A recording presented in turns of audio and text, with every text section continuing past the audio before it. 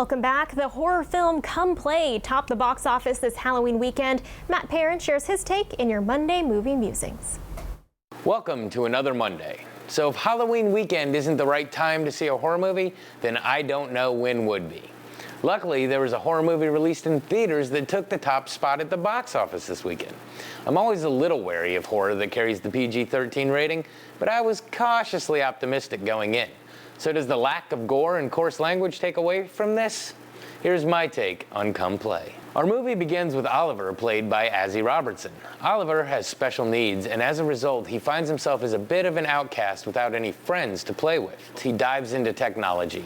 He uses his phone and a tablet to both communicate and watch videos. Then a random story shows up on his phone about a misunderstood monster named Larry, who's all alone and only wants a friend.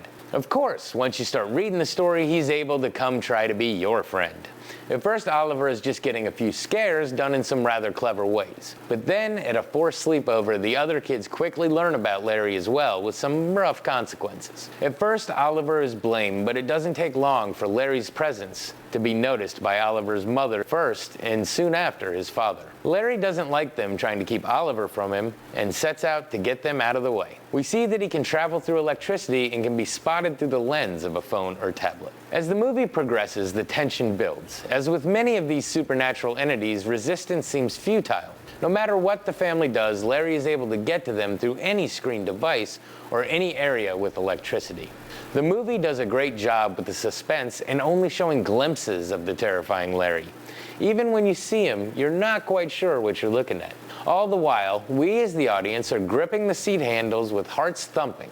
We get sucked into some pretty obvious jump scares, and even though we know some of the dangers of technology, this movie has us looking at our phones a little differently when all is said and done. So what to say about this one? First off, before I saw it, I read some reviews that said it dealt more with family drama than with horror. The family aspect definitely plays a role, but I don't think it detracts from the horror one bit.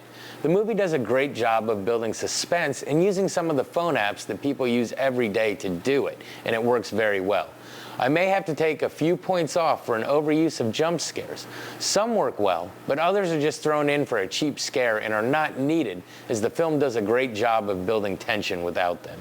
Azzy Robertson does a great job of conveying the fear and helplessness his character would experience, and we as the audience almost get frustrated at his inability to communicate. But on that note, I think the movie does a great job of getting his parents involved in the horror pretty quickly, rather than the expected no one believing it. So is this a horror movie that's going to go down as a classic? No. Is it a bit of a discount Babadook? Maybe. But it is a horror movie that I was pleasantly surprised at and glad I got to sit in a dark theater and watch on Halloween. This has been your Monday Movie Musing. Back to you. Well, stick with us. Tyler has one last look at your forecast when the news at noon continues.